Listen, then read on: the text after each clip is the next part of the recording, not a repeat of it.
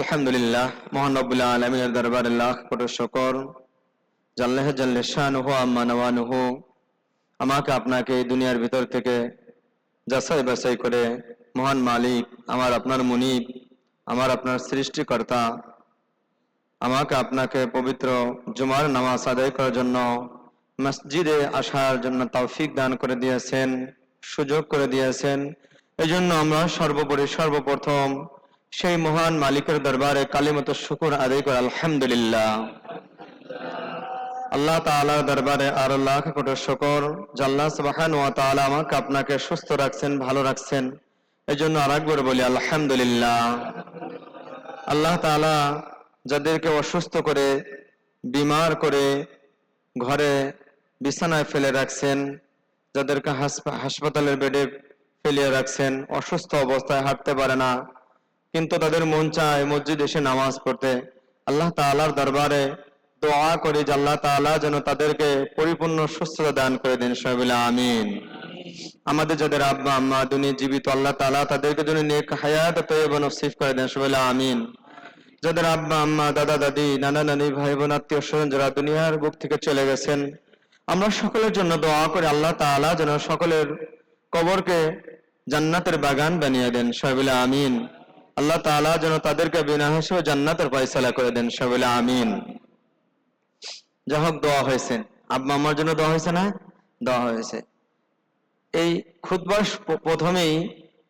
খুতবা শেষের পরেই প্রথমে যে কথাগুলো বললাম, ফেরেশতারা জুমার দিনে হাদিসে আসছে যে জুমার দিনে ফেরেশতারা রাস্তার দুই পাশে সারিবদ্ধ হয়ে দাঁড়িয়ে থাকেন।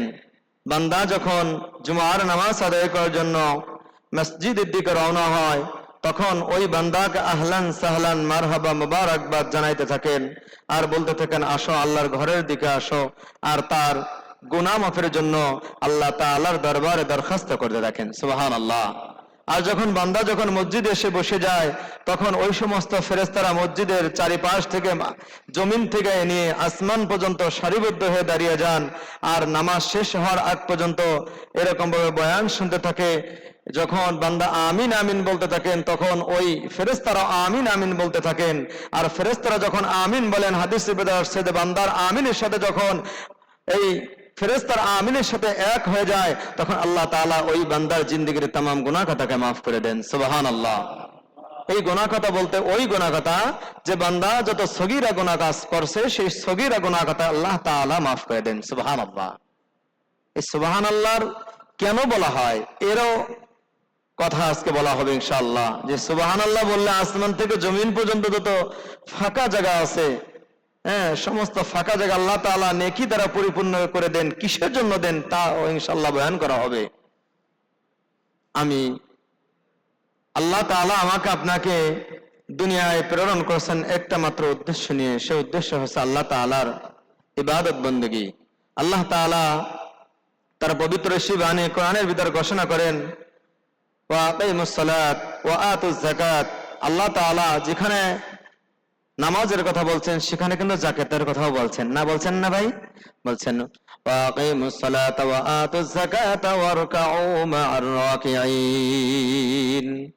আল্লাহ তাআলা দেখেন কত সুন্দর আয়াতের ভিতর আমাকে আপনার জন্য উপদেশ দিয়েছেন, কিন্তু আমি আপনি সে উপদেশ গ্রহণ করতেছি না।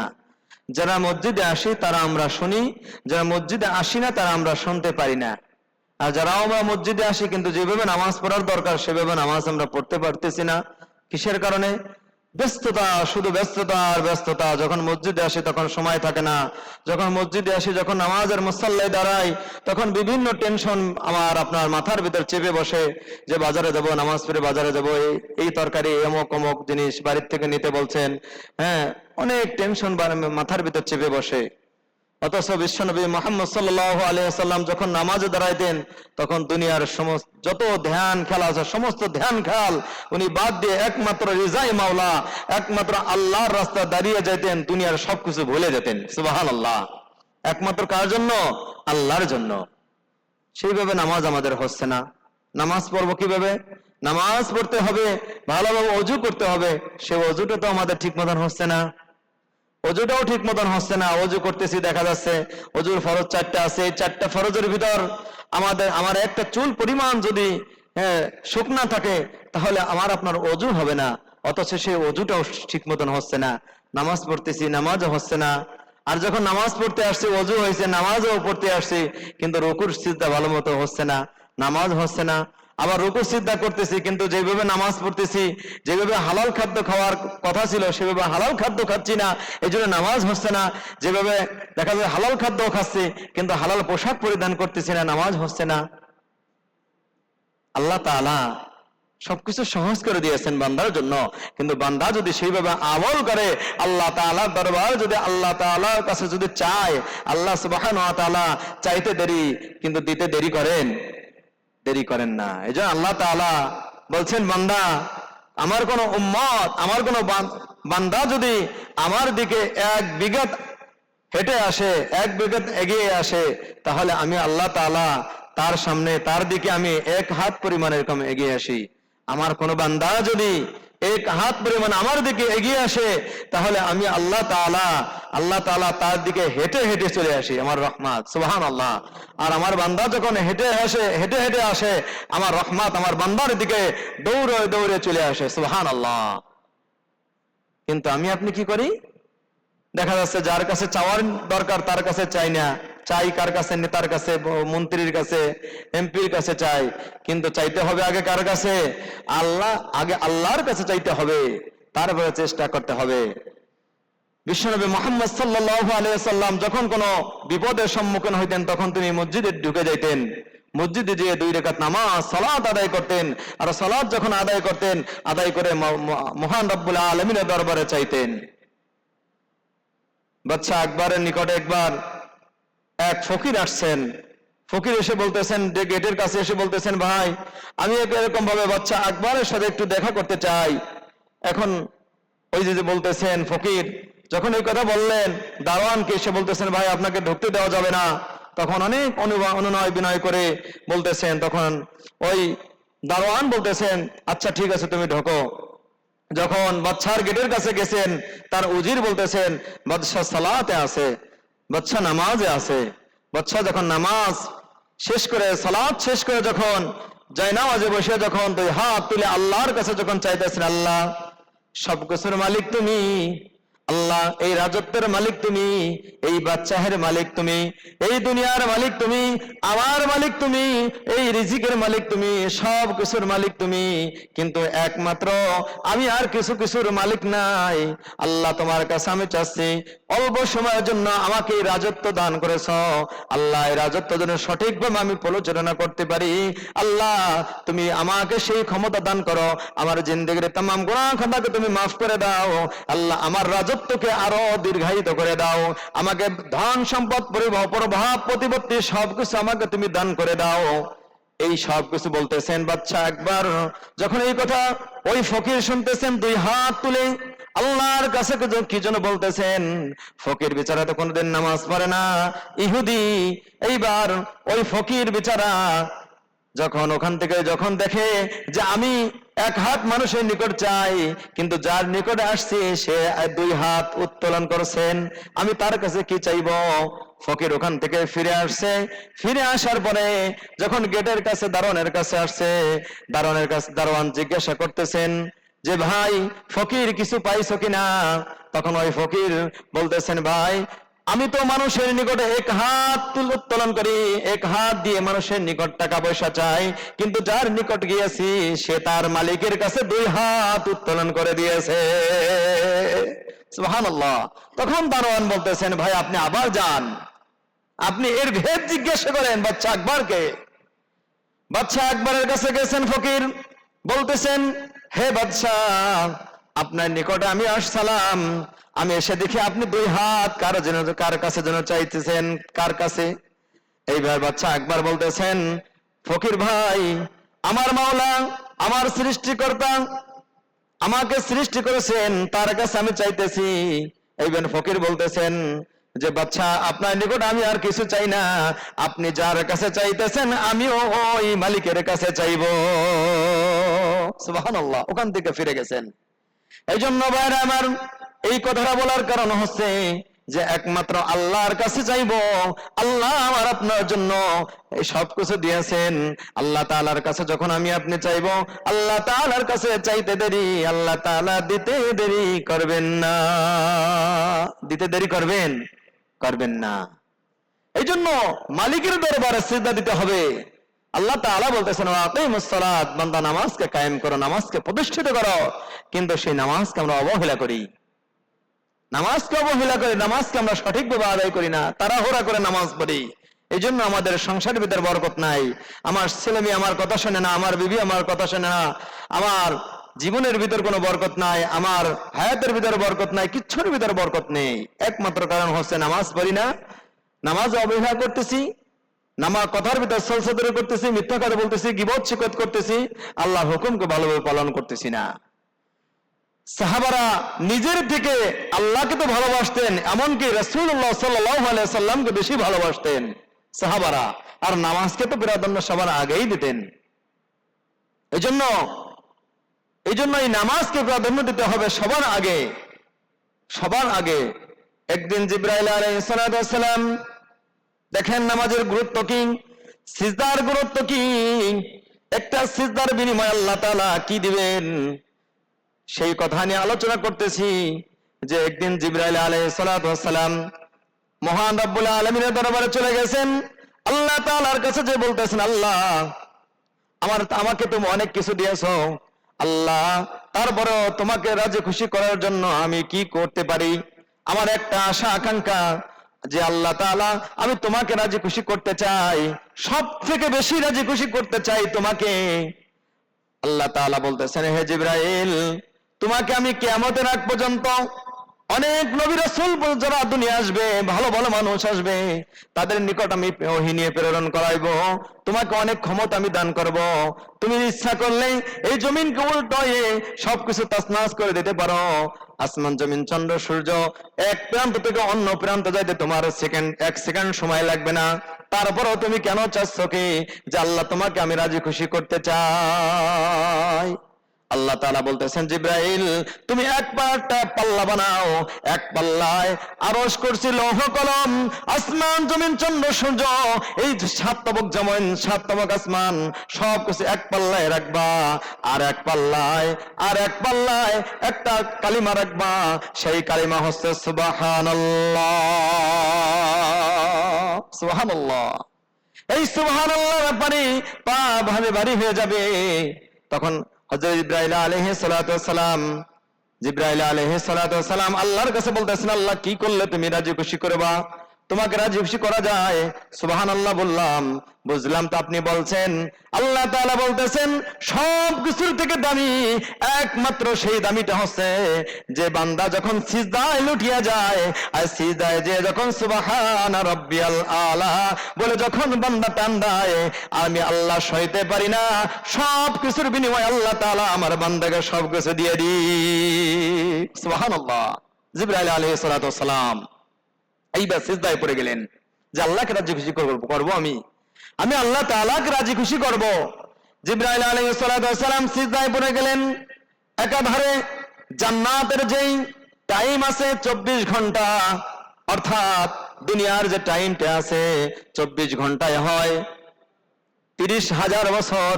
30,000 বছর পর্যন্ত জিবরাইল আলাইহিস সালাম সিজদায় লুটে আছেন, কিন্তু কোনো উপর থেকে কোনো সুসংবাদ আসে না।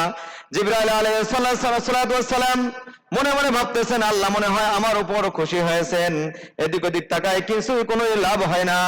এভাবে জিবরাইল আলাইহিস সালাম 30,000 বছর পর্যন্ত সিজদা দেওয়ার পরে মাথা উঠিয়েছেন, আল্লাহর কাছে বলতেছেন আল্লাহ কি অন্যায় করলাম, হে মনিব আমার সিজদা তুমি কি মনে হয় কবুল করো নাই? আল্লাহ তাআলা বলতেছেন যে জিবরাইল তোমার এই কথার জবাব আমি পরে দিব, তুমি উপরের দিকে তাকাও। উপরের দিকে তাকানো হলো। জিবরাইল আলাইহিস সালাম যখন আসমানের দিকে তাকাইলেন, যখন উপরের দিকে তাকাইলেন, আরশের উপরে আল্লাহ তাআলা নূরের ধারা এমন একটা নাম লিখে রেখেছেন, সেই নামটা হচ্ছে লা ইলাহা ইল্লাল্লাহু মুহাম্মাদুর রাসূলুল্লাহ সাল্লাল্লাহু আলাইহি সাল্লাম। উপরের দিকে তাকাইছেন, দেখে যে লা ইলাহা ইল্লাল্লাহু মুহাম্মাদুর রাসূলুল্লাহ, আল্লাহর নামের সাথে বিশ্ব নবীর নাম। জিবরাইল আলাইহিস সালাম আল্লাহকে বলতেছেন যে আল্লাহ, এই নামের সাথে আর সিজদার সাথে কি পার্থক্য? আল্লাহ তাআলা বলতেছেন যে জিবরাইল, তোমার কথার জবাব আমি পরে দিব। আখেরি জামানায় একজন নবী আসবে, যেই নবীকে না বানাইলে আমি আসমান জমিন চন্দ্র সূর্য গ্রহ নক্ষত্র আমি কিছুই বানাইতাম না, এমনকি তোমাকে আমি জিবরাইল বানাইতাম না। এই নবীর উম্মতদের উপর, এই নবীর উম্মতের উপর, এই নবীর উপরে আমি 5 ওয়াক্ত সালাত ফরজ করব। আমার বান্দারা যদি, আমার এই নবী যদি 5 ওয়াক্ত সালাত আদায় করে, আর এই সালাতের ভিতর আমি আল্লাহ তাআলা 5 ওয়াক্ত নামাজের ভিতর 17 রাকাত ফরজ দিয়ে দেব, 17 রাকাত ফরজ, আর প্রত্যেক রাকাতে 2টি করে, 2টি করে এরকম সিজদা আমি আল্লাহ তাআলা দিয়ে দেব। আর যখন বান্দা যখন সিজদায় চলে যাবে, হে জিবরাইল, বান্দা যখন সিজদায় যে যখন সুবহানা রাব্বিয়াল আলা বলে যখন আমার বান্দা যখন টান দিবে, তখন আমি আল্লাহ তাআলা, তুমি জিবরাইল 30,000 বছর পর্যন্ত আমার রাস্তায় তুমি এরকম ভাবে সিজদা দিয়েছো, আমার বান্দারা যদি এক একটা সিজদা দেয়, তাহলে তোমার এই 30,000 বছর কেন 30 কোটি বছরের সওয়াব আমি আল্লাহ তাআলা ওই বান্দার আমলনামায় লিখিয়ে দিব। সুবহানাল্লাহ। জিবরাইল আলাইহিস সালাম হতভম্ব হয়ে গেল, আশ্চর্য হয়ে গেল। আল্লাহ তাআলা আরো বলতেছেন, হে জিবরাইল, প্রত্যেক রাকাতের ভিতর 3 বার করে সুবহানা রাব্বিয়াল আলা আমার বান্দারা বলবে, আর বান্দারা যখন 3 বার করে যখন সুবহানা রাব্বিয়াল আলা বলবেন, আর 3 বারে 30,000 কোটি কেন 40,000 কোটি গুণ বৃদ্ধি করিয়া আমার বান্দার আমলনামা এর থেকেও বেশি নেকি লিখিয়া দিব। সুবহানাল্লাহ, সুবহানাল্লাহ। জিবরাইল আলাইহিস সালাম এইবার বলতেছেন, আল্লাহ, এমন এমন একটা জাতি তুমি প্রেরণ করবা যাদের সিজদার এত এত দাম। জিবরাইল আলাইহিস সালাম 30,000 বছর পর্যন্ত সিজদা দিয়েছে একাধারে। আমাদের বয়স কয়দিন? 60 বছর, 65 বছর। এখানে কেউ 100 বছর আছি? 100 বছর নেই। কিন্তু জিবরাইল আলাইহিস সালাম 30,000 বছর পর্যন্ত সিজদা একাধারে সিজদা দিয়েছে। তারপর কিন্তু আল্লাহর কাছে গ্রহণযোগ্য হয় নাই। গ্রহণযোগ্য হয়েছে কাদের সিজদা? আমার আপনার সিজদা। যে বান্দা যখন ইয়াকিন ও ইখলাসের সহিত যখন বান্দা আল্লাহর রাস্তায় সিজদায় পড়ে যাবে, তখন আল্লাহ তাআলা ওই বান্দার উপর রাজি ও খুশি হয়ে যাবে। সুবহানাল্লাহ। কিন্তু আমি আপনি সিজদা দিই না। সিজদা দিয়ে কোথায়? যে মাজারে, পূজারে। ভাইরা আমার, একমাত্র সিজদা পাওয়ার উপযুক্ত আল্লাহ তাআলা। আল্লাহ তাআলা ব্যতীত অন্য কোন ব্যক্তিকে সিজদা দেওয়া হারাম। এমনকি মা বাপকেও সিজদা দেওয়া যাবে না। তারপরে তো অনেক জায়গা আছে আমি আপনি মাজারের দরগায় অনেক জায়গা সিজদা দিই। আল্লাহ তাআলা নিষেধ করে দিয়েছেন, যারা এরকম আমি ছাড়া কাকে সিজদা দিবে, আমি আল্লাহ তাআলা ওই বান্দার উপর নারাজ হয়ে যাব। এই জন্য সিজদা দিতে হবে একমাত্র আল্লাহকে। আল্লাহ তাআলা বলছেন, যদি আমি সিজদা দেওয়ার অনুমতি দিতাম, তাহলে আমি স্ত্রীকে বলতাম তার স্বামীকে সিজদা দিতে। অর্থাৎ স্বামীর কত গুরুত্ব সেটা বুঝাইছেন। সিজদা দিতে হবে তা বলেন নাই, গুরুত্ব বুঝাইছে যে স্বামী স্ত্রীর কত গুরুত্ব। সিজদা দিতে বলতাম মা বাপকে, অর্থাৎ মা বাপ কত গুরুত্ব এটা বুঝায়। আল্লাহ রাসূল সাল্লাল্লাহু আলাইহি ওয়াসাল্লাম অনেক সময় বলেন, এই যে আমরা কুরবানির মাসআলার ভিতরে অনেক সময় আল্লাহ রাসূল একটা হাদিস বলেছেন যে যারা কুরবানি দিবে না, কুরবানির সামর্থ্য থাকা সত্ত্বেও কুরবানি দেবে না, সেজন্য আমার ঈদগাহের মাঠের দিকে না আসে। এই কথা বলার কারণ কি জানেন? আমি আপনি নেগেটিভ অন্য দিক নিয়ে যাই। এই কথাটা বলার কারণ হচ্ছে যে যাদের উপর কুরবানি ওয়াজিব তারা যেন অবশ্যই কুরবানি দেয়। এই কথাটা গুরুত্ব বুঝাইছে। বলে না যে তুমি অনেক ভালো করেছো, ভেরি ভেরি এনপেটিং, হ্যাঁ, এরকম বলে দেওয়া হয়। অর্থাৎ গুরুত্ব বোঝানো হয়েছে। হাদিসগুলো কড়া ভাষায় বলা হয়েছে এই জন্য, যাতে করে উম্মতেরা ভালোভাবে এই মাসালাগুলো, এই হাদিসগুলো ফলো করে। যাদের উপর কুরবানি ওয়াজিব হয়েছে তারা যেন কুরবানি দেয়। যাদের উপর ফরজ নামাজ ফরজ হয়েছে তারা যেন সালাত আদায় করে। কত মানুষ আছে দাঁড়াইয়া নামাজ পড়ে, বসে নামাজ পড়তে পারে না। কত মানুষ আছে যে বসেও নামাজ পড়তে পারে না, বসে কিন্তু সিজদা দিতে পারে না।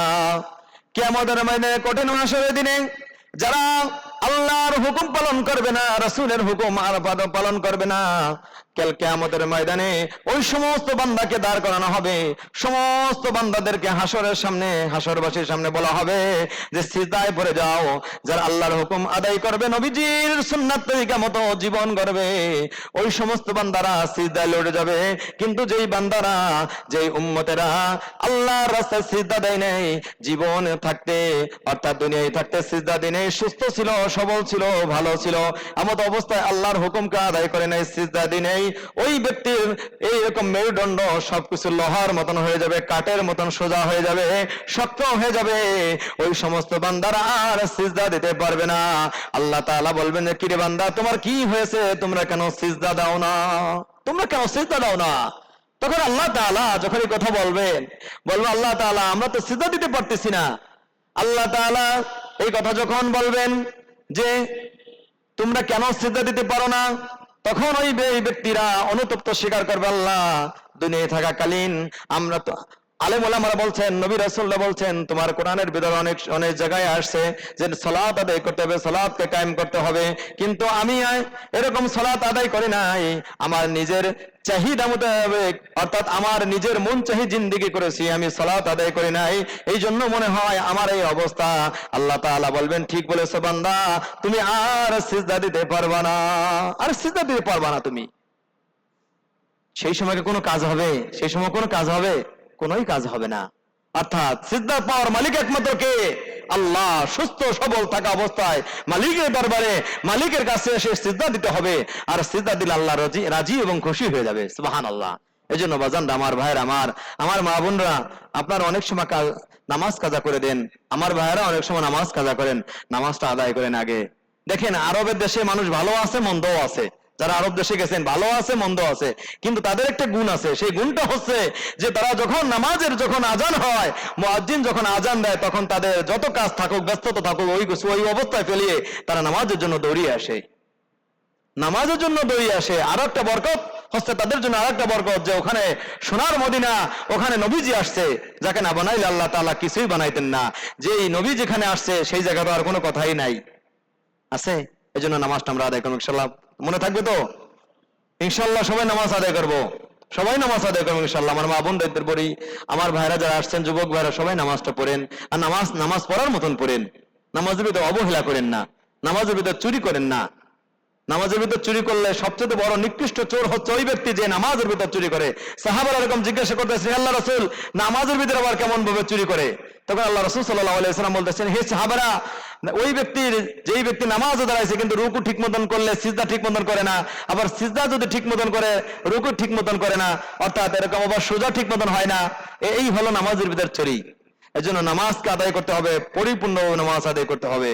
প্রত্যেকটা রকমের ভিতর কমপক্ষে 3 তাসবিহ পরিমাণ সময় দিতে হবে, 3 তাসবিহ পরিমাণ সময় দিতে হবে। আমরা তাড়াহুড়া করে না কোনো নামাজ আদায় করব না। আল্লাহ তাআলা আমাদের সকলকে 5 ওয়াক্ত সালাত সুন্দরভাবে পরিপাটি সহকারে আল্লাহ এবং আল্লাহ রাসূল সাল্লাল্লাহু আলাইহি ওয়াসাল্লাম যেভাবে শিক্ষা দিয়েছেন সেভাবে আদায় করার তৌফিক দান করুন। আমিন। ওয়া মা আলাইনা ইল্লাল বালাগুল মুবিন।